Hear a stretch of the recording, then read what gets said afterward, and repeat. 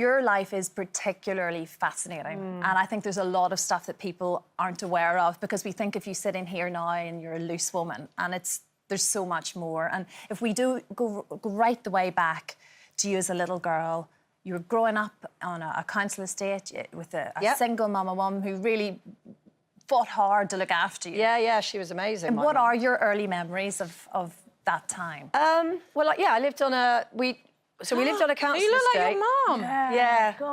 We lived on a council estate, but it was my godparents' council house, because we didn't have a council house. They were quite hard to get hold of in those days, and so we had to live with them.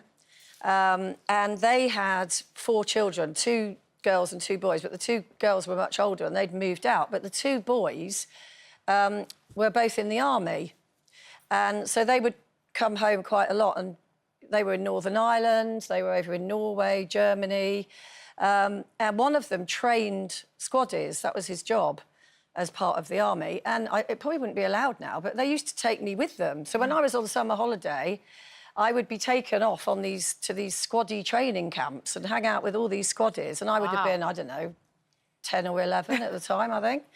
And they used to use me. They used to sort of like, you know, when they train to take injured people off the mountain and stuff like that, they'd put me on the stretcher. I'd be like the dummy, and they'd be lowering me off mountains. What? And I learnt to canoe. You wouldn't be allowed to do that now. No. But it was. It was like great. on a helicopter or something, or carrying you, or what? No, like lowering. Yeah. You know, they do it manually over mountains when they're rescuing people from... I know. But it was brilliant, and they were kind of like my male role models, because I didn't have a dad. And they really looked after me. They were fantastic. They were about 13 years older than I was. But yeah, my mum was a secretary, and then she decided to train to be a teacher because she wanted to earn some more money.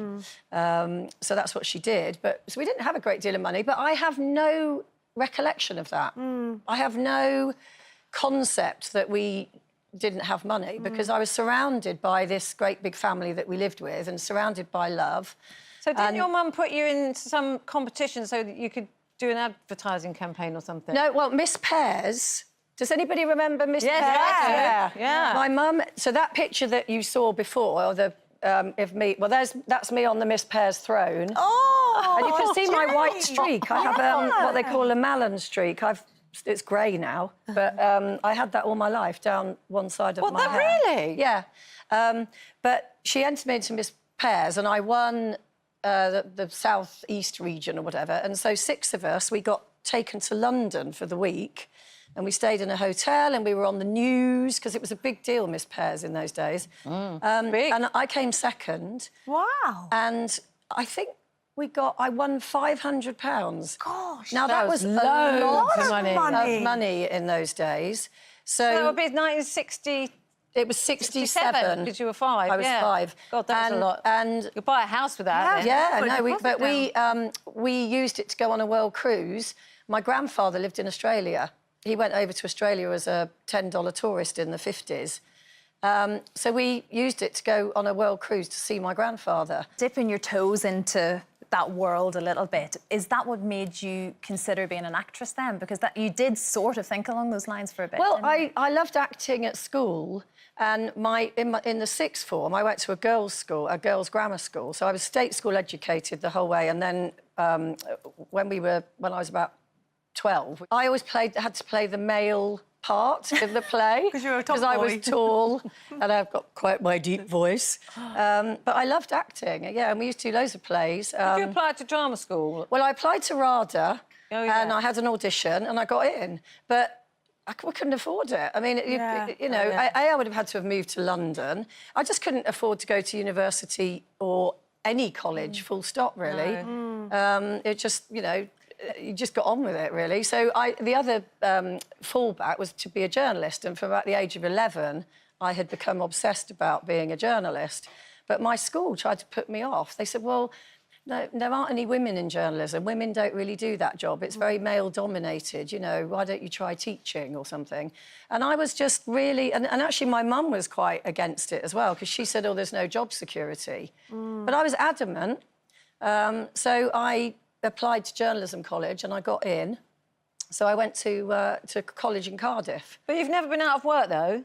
Never. And how long you've I been got my working for first the job Sun at for what? 18. 30, 35 years at the Sun or something? 85 I joined the Sun. 85. Yeah. And you were the editor, the famous editor of the famous column, the Bizarre column. I was the first female editor Was of that Bizarre. before Piers Morgan? No, he was after me. After you. See?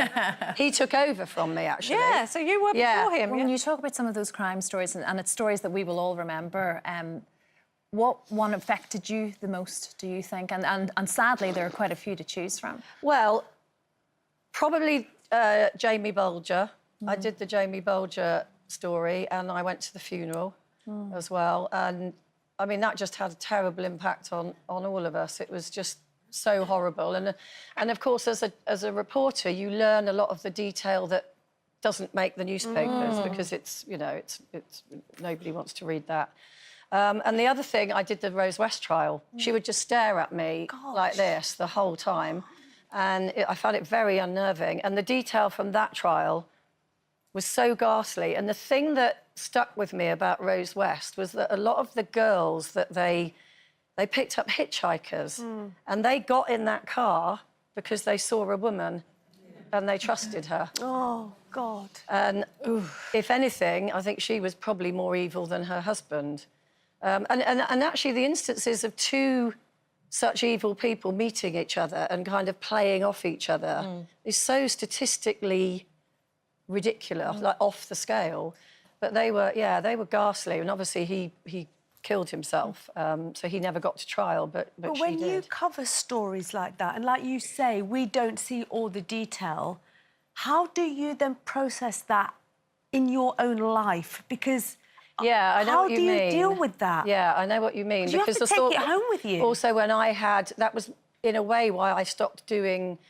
When I had Ellie, who's now 26, I stopped doing on-the-road reporting for two reasons, because I was always being sent away. Sometimes I'd go away for 6 weeks at a time, because once you were out abroad, the news editor would go, oh, Jane's in Australia, that's near China, let's send... You know, they just think, oh, she's not in the office, let's send her from... you know, all these different places, which was great in my 20s. I had some amazing experiences. But when I had a child, obviously, I had to so I then became head of a department. But also, the minute I had a child, I didn't want to do crime stories anymore because they get inside your head like earworms.